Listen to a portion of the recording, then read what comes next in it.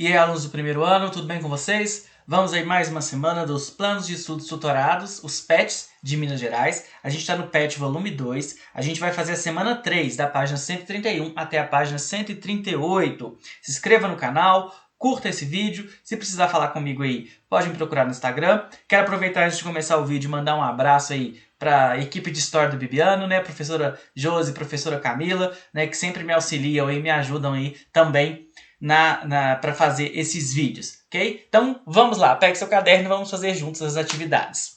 Bom, o tema dessa semana é escravidão no Brasil, formas de resistência. Então a gente vai ver quais as diversas formas que os escravos tinham de resistir aí a esse processo de escravidão, né? A gente sempre tem que lembrar aí que a escravidão é um processo muito violento, porque a pessoa ela é retirada do lugar em que ela vive e ela é levada para um outro lugar, ela nunca mais encontra sua família, seus amigos, aquilo, né?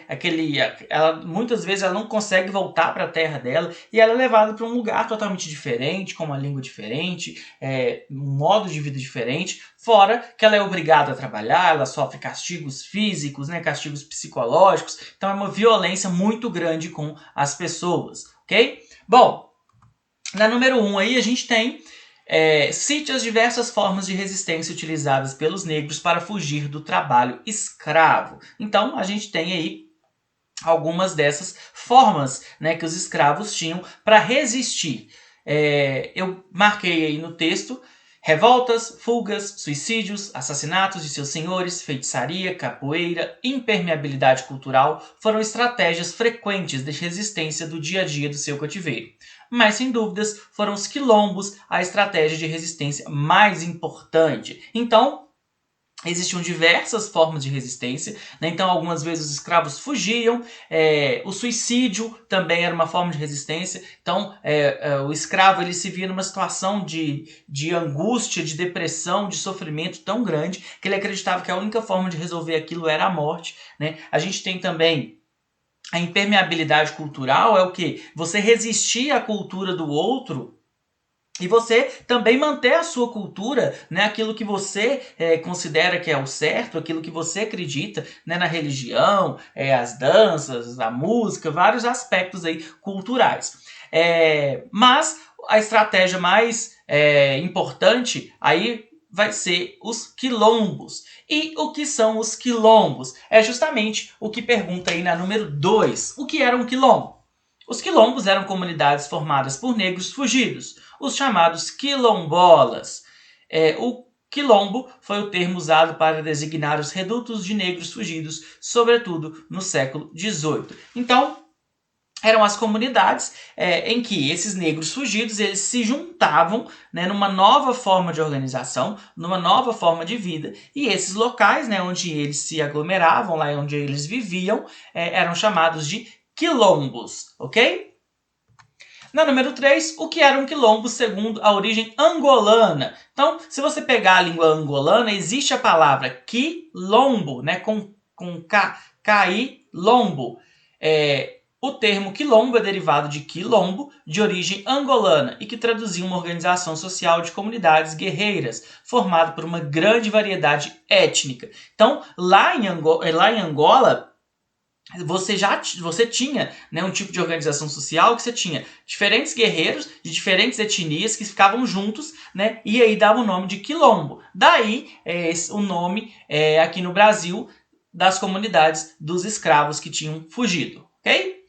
Segundo o Conselho Ultramarino de 1740, o que o rei de Portugal considerava um quilombo? E para a coroa portuguesa, o que o rei considerava um quilombo? Olha só, considerava-se quilombo toda habitação de negros fugidos que passassem de 5, em parte despovoada, ainda que não houvesse ranchos levantados, nem se achassem vilões nele. Então, qualquer região em que você tivesse mais de 5 negros fugidos que vivessem juntos, mesmo que eles não tivessem construído nada ali, aquilo ali seria um quilombo, ok? Então, para o Conselho Ultramarino, né, para a coroa portuguesa, isso que era um quilombo, ok? Na número 5, como era a vida em torno dos quilombos? A vida dos quilombos girava em torno da agricultura, da caça e da coleta.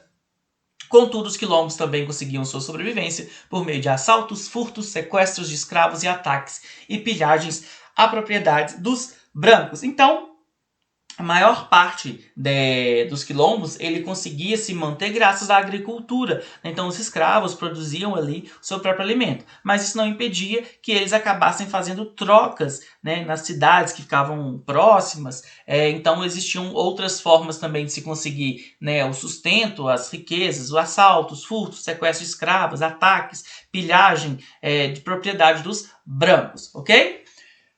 Próxima aí, na atividade 2. Na perspectiva do autor, o que representou Palmares para os atores coloniais e para a monarquia portuguesa. Então, o Quilombo dos Palmares vai ser o maior quilombo do Brasil. Alguns estudiosos acreditam que ele chegou a ter 20 mil pessoas, né? Então era uma organização realmente muito grande. E o que ele representou aí para os colonos e para a monarquia portuguesa? Então no texto fala o seguinte, olha só. Palmares provocou tanta inquietação entre colonos, padres e funcionários del Rei, que a própria monarquia portuguesa, submetida a inúmeras pressões, tentou em diversos momentos negociar com os rebeldes, a exemplo do que os governos coloniais fizeram ou fariam em outras partes da Afro-América.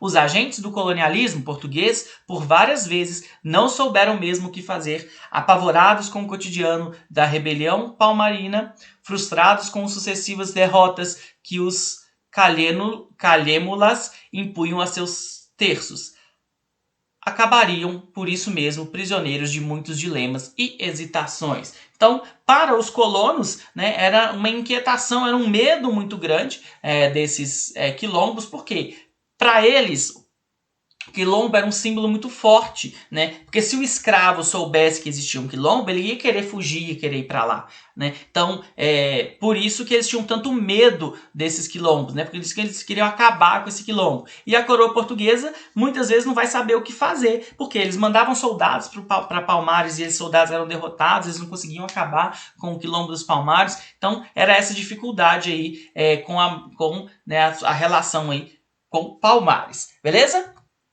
Na atividade número 3, olha só, com base no conteúdo do subtítulo A Resistência Escrava e nas informações de Libby e Paula, redige um texto sobre a resistência na América Portuguesa. Então, vocês vão escrever um texto aí falando sobre a resistência, né? E aí eu vou comentar com vocês aí algumas formas de resistência. Olha só, a gente tem as formas de resistência que são individuais e coletivas, né? Então, as individuais é que o indivíduo faz sozinho, né? E as coletivas é que ele faz com um grupo. Entre as individuais, a gente vai ter a desobediência, diminuição deliberada do ritmo de trabalho e sabotagem, né? O que é isso? Você desobedecer o Senhor, ou você trabalhar num ritmo mais lento, né? Você trabalhar menos, você trabalhar na velocidade mais baixa, ou até mesmo você sabotar algum maquinário, você colocar fogo em alguma plantação, tudo isso são formas de desobediências individuais. Qual que é o problema da forma de desobediência individual, da resistência individual? Porque é mais fácil ser castigada, né? A gente tem que lembrar que o escravo ele é mantido como escravo muito pela força e pelo medo, né? O escravo tem medo do que pode acontecer com ele. Então ele tem medo dos castigos que ele pode ser submetido. Então essa desobediência ou essa diminuição do ritmo de trabalho, essa forma de resistência individual, ela é um problema por causa disso. Por isso que existiam também as coletivas, né, em que vários se juntavam para fazer alguma coisa, né? Então você tem a sabotagem também como coletiva, então vários escravos se juntavam, quebravam o maquinário ou colocavam fogo. Por quê? Porque que o senhor não vai ter como ele punir todo mundo, ele não vai saber exatamente quem foi, né? A gente vai ter também alguns outros tipos de resistência individual, pessoal, mais extremas, né? A gente vai ter, como eu já comentei, o suicídio. Uma outra também vai ser a matança dos filhos recém-nascidos, né? Então, às vezes, os escravos, né, matavam os filhos recém-nascidos. Por quê? Era um sentimento de que eu vou livrar ele de uma vida dolorosa, de uma vida sofrida. É importante a gente parar para pensar o que passava na cabeça dessas pessoas, né? Porque imagina, você vai ter um filho e você vai ter ele o resto da vida, ele vai sofrer. Então, o assassinato de recém-nascidos acontecia também.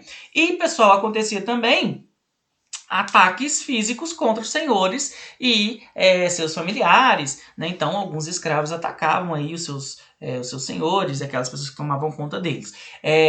Isso não acontecia em tantas vezes porque os castigos eram muito rígidos quando isso, né? É aquela ideia de você castigar exemplarmente para que os outros não façam isso, né? Quando você tinha o caso de alguma dessa resistência, o escravo ele era castigado de forma muito violenta e em toda a região se criava um medo, né, de que os outros escravos também fizessem isso.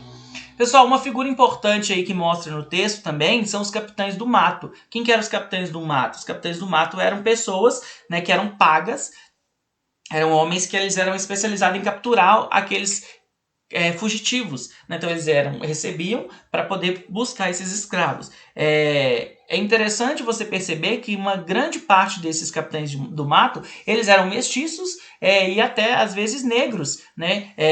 Escravos que haviam sido alforriados. Então eles ajudavam prendendo aí essas pessoas. Né? Então isso acontecia muito, ok? Então, com essas informações, vocês conseguem aí fazer um texto, beleza? Podem aí, os meus alunos aí, podem, por favor, fazer um parágrafo comentando sobre a resistência dos escravos, ok? Bom, pessoal, é isso. Bons estudos. Meus alunos, por favor, me mandem as atividades. Quem quiser me procurar pelo Instagram, se inscreva no canal, curta o vídeo. Muito obrigado e até a próxima!